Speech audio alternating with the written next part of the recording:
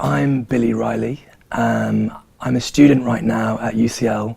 I study neuroscience. I'm in my first year, and I've been in first year 3 times because of the cancer.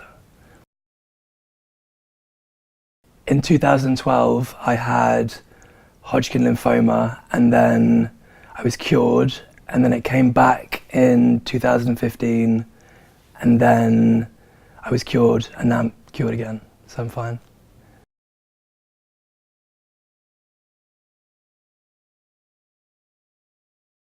You don't really have a choice, and no matter what you do, no matter how much you scream, kick, shout, that's all fine, but you don't have a choice in that you have it. And so try not to fight it, try not to say, oh, like, why is this happening to me? Just go with the flow, that's my advice. Just go with the flow, allow everything to just happen, whatever that is.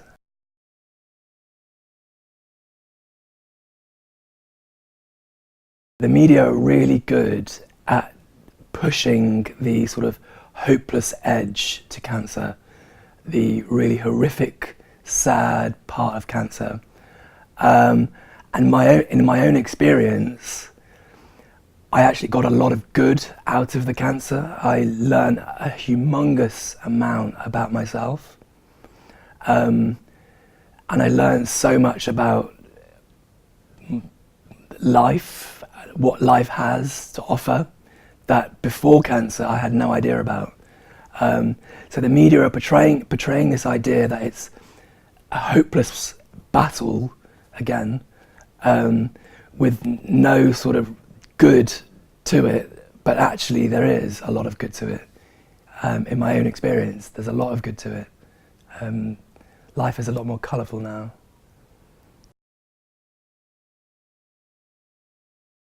The way that I talk about cancer is, it's sort of dependent on the person I'm talking to.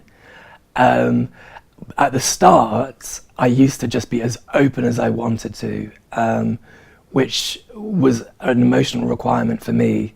But now that I'm cured, I can sort of sense people, I don't know how, I can sort of sense people that have experienced cancer, and I almost have this sense where I know if I start to talk about it, they won't really understand. And so with those kind of people, I don't really go the full way, and I'm not completely honest about it. I just say, I've had an illness for a long time. The only problem is, I've got this vocal issue where my voice is paralysed because of the cancer, and so my left vocal cord is paralysed, not the right one. And so people ask me, like, oh, have you got a sore throat? And I'm like, no, I don't have a sore throat, it's my real voice. And then they probe questions like, oh, like, how did you get that? And I say, my voice is paralysed, and I then have to tell them.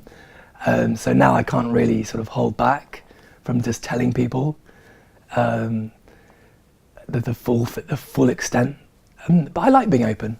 I don't mind it.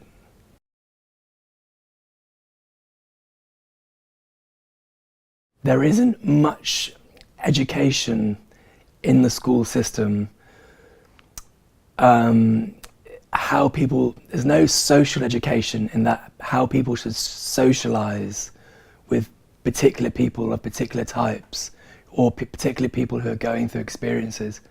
I mean, the closest thing I can think of is PSHE, but that's not enough. I feel like in the school system, there should be a lesson dedicated to people, understanding people fully, not just religion, but people of experience, illness, how to talk to these people. My poor body, my poor